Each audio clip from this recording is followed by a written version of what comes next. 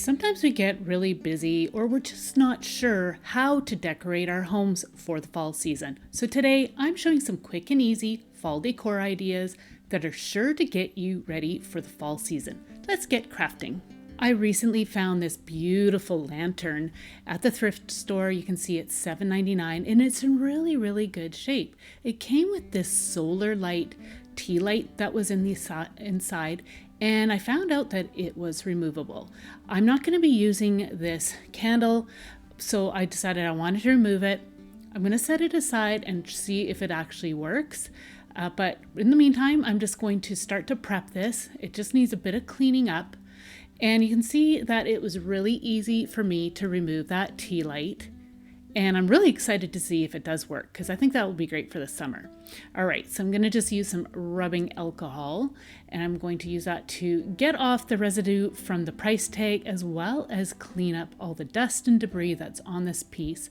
Like I said, I do think that this was outside, so it did have a bit of grime on it, but other than that, it is in really good shape. I'm actually thinking at some point I would like to maybe do like a rust finish on the metal portion of this lantern. I think that would look really sharp as well. Okay, so I want to use this battery operated tea light that I picked up from Dollar Tree. And I wanted to see if I can access the battery pack and the switch on the underside. If you find a lantern and it doesn't have that option, I would maybe try to cut a hole in the bottom. It just would make it so much easier because I am going to be filling my lantern up with some twigs just against the glass. And I didn't want to have to keep opening it and like removing all the branches to access the candle, to take the candle out and whatnot, to turn that switch off. So to have that hole in the bottom is really great. So you can see I've got these really beautiful branches. I love to go foraging to collect some branches. It's something that I do quite often, and I share lots of projects using these branches. And all I'm doing is snapping them and just putting them in the back just to start. I am not gluing these in place. If you want to glue them in place, you can. But as I had mentioned before, I want to be able to use this during other seasons as well. So I thought if I could just lay them in place, check every once in a while to see how the candle fits. I'm just going to continue to work on this, layering all my branches. And then that way here I can just pull those branches out and reuse this for a different season. You could really layer this up with anything that you would like. It doesn't have to be branches, but I wanted that like woodland look in here, so that's what I decided to go with. And I thought that the battery operated candle would be really pretty because it just gives a nice warm glow. So I am going to be stacking up some of my branches so they fit along just the side as well. And you can tell that I am cutting my branches so they fit really nicely, kind of snug up against the top and the bottom of the lantern. So I'm happy with my placement of branches. Now I'm just going to go ahead on the bottom, glue my candle into place, making sure that I can access that switch as well as the battery pack for any time I need to replace that. But if by chance this does completely burn out, I can still remove it. It will be easy enough just to pop that candle off, because I just used some hot glue. So I'm going to just continue to fill this up with some branches, making sure every once in a while that I am able to close that door as well.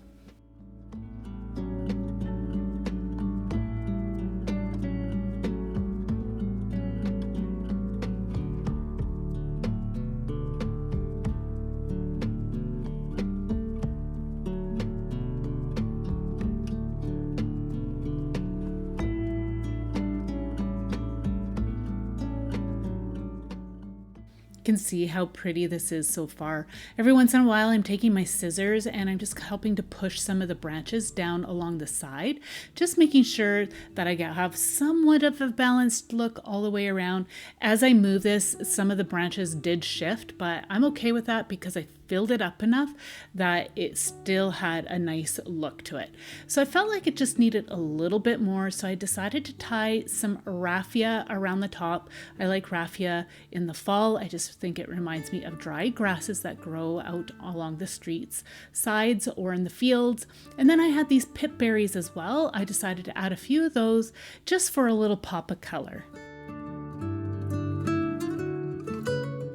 I'm just going to be wrapping them around. I'm not going to glue these in place. And there were some holes in the back, along the side. So I stuck the end in one of those holes and then wrapped it around, and that helped to hold it in place.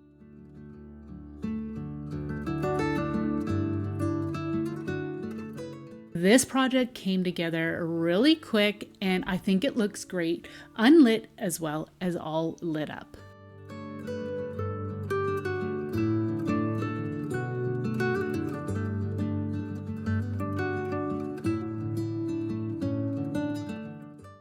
I have a few wooden bowls here, and what I love to do is create just little clusters of some fun little finds that I collect out on nature walks or when I'm beach combing.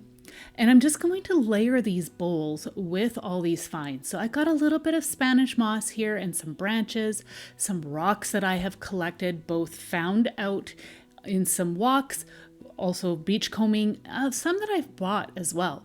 So I'm going to go ahead and add some little cones that I found, and just a really fun selection of some different items that I absolutely love to collect. So if you love to collect some different things, this would be definitely a fun project for you to do, as well as it would be actually, I think, a lot of fun for kids to do as well.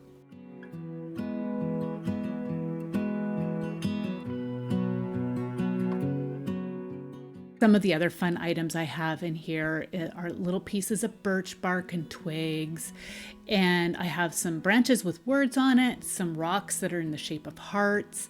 I even have some dried leaves and some broken pieces of pottery that I found beach combing, different sized pine cones. I even have a fun little branch that's got decoupaged words on it that I cut out from a book, but you can see how effective that looks. So now I'm just going to layer up this other fun little wood bowl, and here is one of those branches with some decoupaged words on it. All you do is snip some words out of a book or type some up, and then you just have to scrape off the bark a little bit and then glue the words down on there. That right there I just put into place. That is actually a dried squash stem. I like to keep those and use them for some fabric pumpkins whenever I make those. This orange looking piece of pottery is actually some terracotta. I know back in the day they used to use terracotta as pipes or roof shingles or of course pots and whatnot. So I had found that actually on a beach somewhere, and it was such a fun find.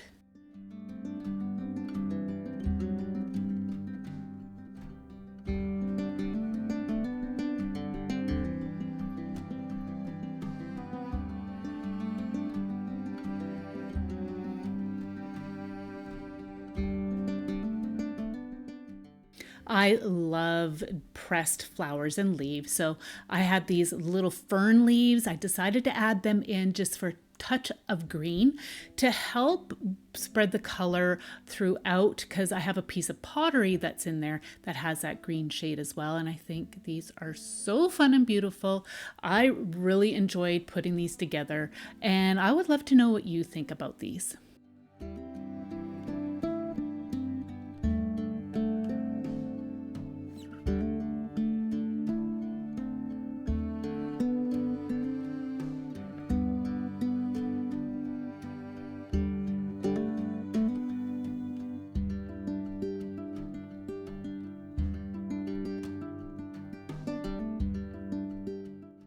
I found this beautiful jar at a thrift store, and I like to decorate the inside of it. So I'm just going to be measuring the circumference of this, and it does end up measuring about 13 inches. And then I'm also going to measure the height, but only like the in-between portion, and that's going to be about 4 inches. Now, My measurements are probably going to vary depending on the container that you use for your project, but I'm in Canva right now. It's an editing program, and I selected customization feature, and I'm measured 13 by 4, and you can see this is the pattern that I created. You can also find printables online from places like the Graphics Fairy. I'm going to show you what it looks like with this pumpkin design, but I am going to have everything linked down below for you to check out. If you're interested in using this particular image, then that will be available for you to check out as well. So as mentioned, I am going to be showing you how to do this project using the pumpkin printable, but I will have a link for the Graphics Fairy so you can print this one off, but you will have to customize that one to suit your needs. But for the pumpkin one, I needed to cut it down to size. So I am using a flat board here, a steel ruler and a craft knife, and I'm just going to cut off the excess paper. Now, you could try this project using some scrapbook paper if you'd like, but I do find that scrapbook paper is thicker than printer paper, so do keep that in mind. The other thing too is that I am actually using legal size copy paper because that's the length that I needed to fit inside my jar.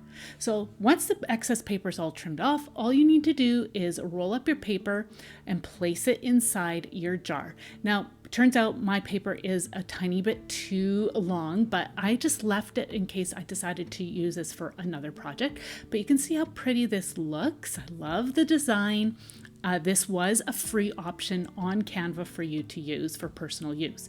So I felt like it just, again, needed a little bit more. So I'm going to be using some jute twine around the top. You can use any type of trim that you'd like. I really love to use jute twine because it has a nice rustic look.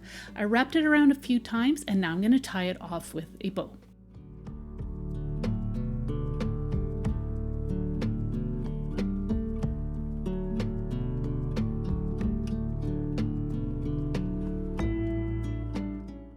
I'm just going to turn my bow just so it's facing the right way.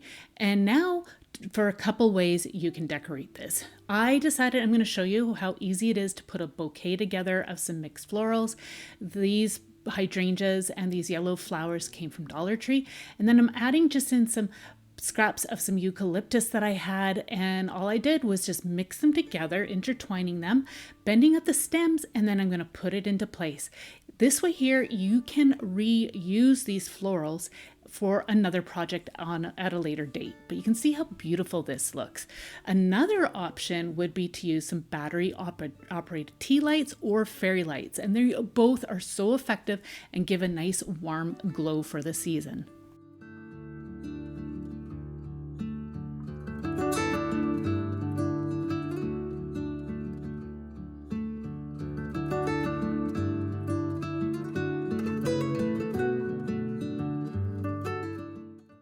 So this is a really quick and easy project. All you need to do is go and cut some grasses from your front yard or from the side of the road or from a field. And then you need a tin. I'm going to be using this beautiful one that I found, but you can use any container really. And all you're going to do is just gather up your grasses. You can include some seed pods or some branches, whatever you'd like. I thought these grasses would be fitting for this particular tin.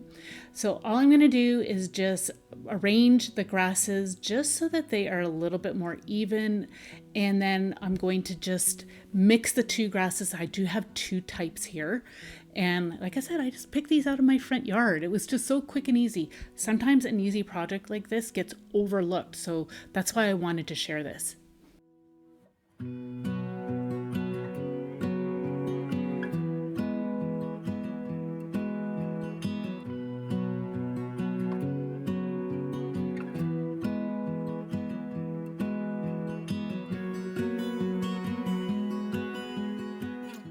So now I've got my bundle and I'm just going to measure it just so I know that I'm going to be trimming it down to a height that's not going to look awkward once I put it in place.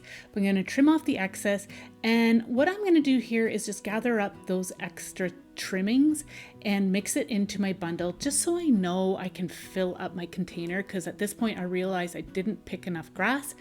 But I still think it looks really pretty once I put it into place here. You'll see it just looks nice and airy. I love using grasses for the fall season.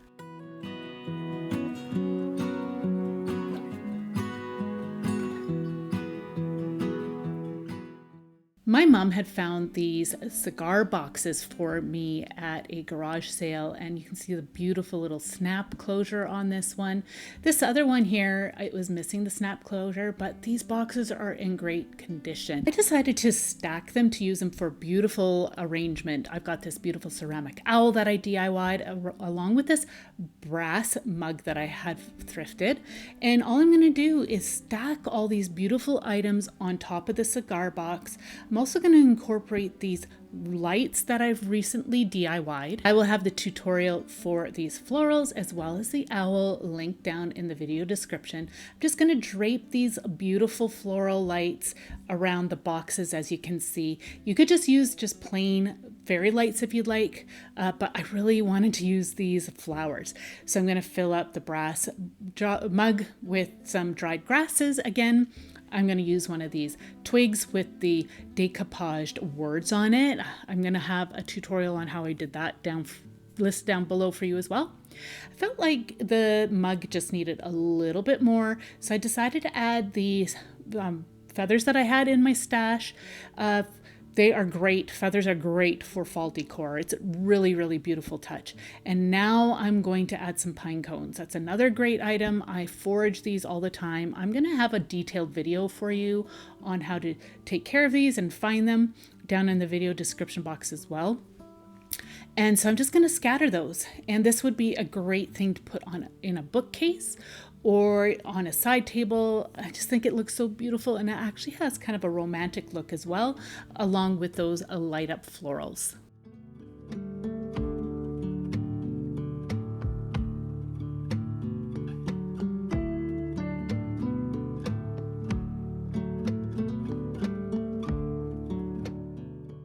I have so many more fall inspiration videos for you to check out right here.